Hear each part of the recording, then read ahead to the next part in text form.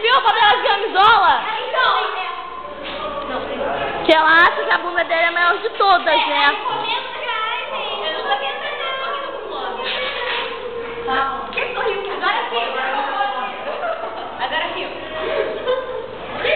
A Jéssica tem algum problema, retarda mental.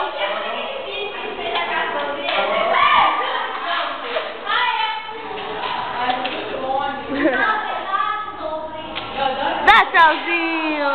Cara, na moral, 10-0 a fita e eu não consigo cortar. Aê! Agora eu. Dá tchauzinho, ó. Agora eu. Não, agora eu. Vamos ver o trabalho. Ó o trabalho da Nayara. Apresenta o trabalho, Nayara. Agora eu com isso. Escolhe uma cor. Escolhe uma cor, assim é sexy. Azul. Agora eu com isso. Dá pra ler porra nenhuma. Agora eu com isso. Quer saber seu trabalho? Qual a maior produtora de filmes do mundo? Agora eu como A. Hollywood. B. Bollywood. Ou C. Mollywood. Bollywood. Por quê? Por quê? Porque Bollywood produz 60 filmes por ano.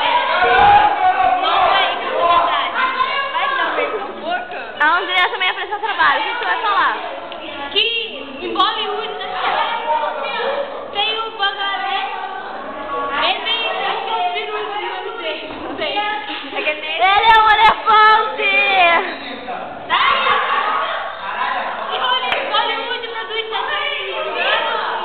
60 mil pessoas assistem por semana, R$2 milhões, vão para prêmio, dinheiro. Dinheiro pra caralho. E 30% vai para político. Vem comer. Dinheiro pra caralho. Já é, nóis. Agora eu Vem apresentar, vai. Agora eu comi o quê? A maquete da Jéssica. Vamos mostrar mais perto. Maquete pra que a areia vou pedir. Agora eu.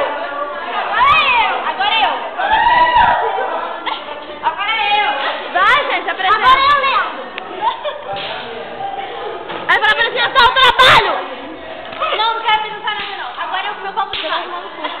Ah, do baixo? Do baixo.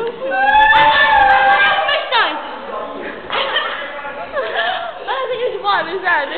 Tira foto do tubo. Ganhei uma bala. Vou tirar foto. Tira! Agora eu com a minha linda sala.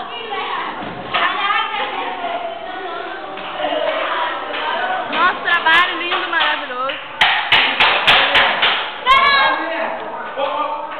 Os garotos se achando fortes.